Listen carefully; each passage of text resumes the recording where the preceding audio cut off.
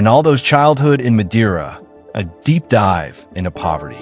Imagine a tiny island in the middle of the Atlantic, a speck of land called Madeira, where the wind howls and the cliffs loom steep. That's where Cristiano Ronaldo came into the world on February 5th, 1985, a boy born into a life that didn't promise much. His childhood wasn't filled with the cheers of stadiums or the flash of cameras. It was a quiet, heavy struggle, wrapped in the kind of poverty that weighs on your bones.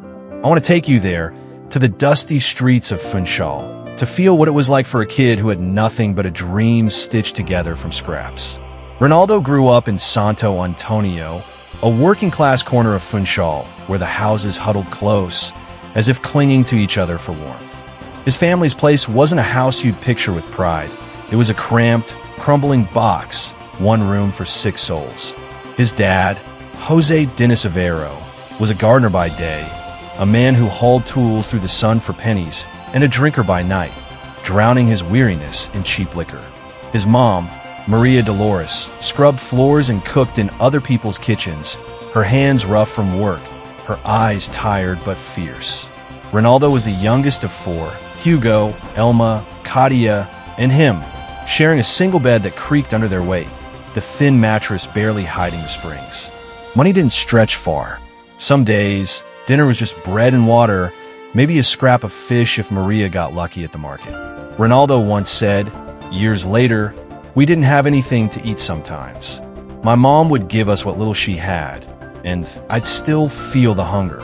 The walls of that house weren't painted with hope. They were stained with damp, peeling from neglect, a constant reminder of what they lacked. Outside, the streets weren't much better. Narrow alleys of cracked stone, littered with trash, where kids like him ran barefoot because shoes were a luxury.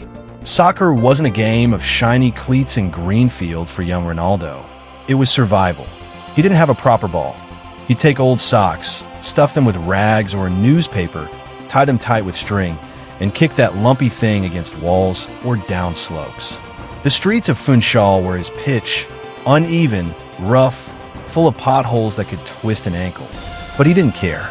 "I'd play until it got dark," he'd recall, "until my mom yelled at me to come in." The other boys laughed at his patched-up clothes, his skinny legs sticking out like twigs, but when he ran with that rag ball, they stopped laughing. He was fast, faster than the wind that whipped through Madeira's cliffs. His dad's drinking cast a shadow over those days. Jose wasn't cruel, but he was broken, wore scars from Angola, and a bottle that never left his side. Ronaldo saw him stumble home, slurring words, and felt a mix of love and shame. "I didn't want to end up like him," he admitted once, his voice soft. His mom was the rock, tough, unyielding, but stretched thin. She'd walk miles to scrub someone else's dishes while her own kids went hungry. Ronaldo felt that weight, even as a boy. He'd lie awake, listening to the creak of the house, the distant crash of waves, and dream of a way out. Not just for him, but for them all. School wasn't his thing. He'd skip classes, dodge teachers, and head straight for the streets to kick his ball. "I wasn't good at books," he said, "but I knew I could run." The kids called him Crybaby, not out of meanness, but because he'd sob if his team lost or if they didn't pass to him. Losing cut deep. It wasn't just a game. It was pride, a flicker of something better than the life around him. He'd wipe his tears with a dirty sleeve and keep going, kicking harder, running faster, as if every goal could erase the hunger in his belly. There were nights when the cold seeped through the walls, and he'd huddle with his siblings under a threadbare blanket, their breaths fogging in the dim light. He'd hear his mom whisper prayers, asking for strength, for a miracle. She'd tell me I was special, he remembered, even when we had nothing. That belief stuck with him, a tiny ember in the dark. But the truth was harsh. No new clothes, no birthday cakes, no toys, just the endless grind of a family on the edge. He saw richer kids with real soccer balls, shiny shoes, and felt the sting of envy. "Why not me?" he'd ask himself, kicking his rags harder. At 7, he joined Andorinha, a small local club where his dad hauled kits and mopped floors.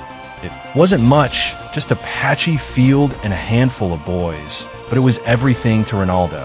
He'd show up in borrowed shoes, too big or too worn, and still outplay everyone. His first coach saw it. That kid had fire, small but fierce. He'd dribble through mud, score with shots that rattled makeshift goals, and chase every ball like it was his last. The older boys shoved him down, but he'd bounce back, tears in his eyes, determination in his stride. Word spread in Funchal. There's a kid who's different, who moves like he's meant for more. His mom watched from the sidelines, her apron still on, and dared to hope. His dad, sober some days, would nod proudly. But Andorinho wasn't enough. Ronaldo knew it. At 10, he moved to Nacional, a bigger club on the island. Money didn't follow him there. He'd walk home in the dark, stomach growling, boots falling apart. Yet on the field, he was alive, scoring, running, dreaming of a life beyond the poverty that chained his family.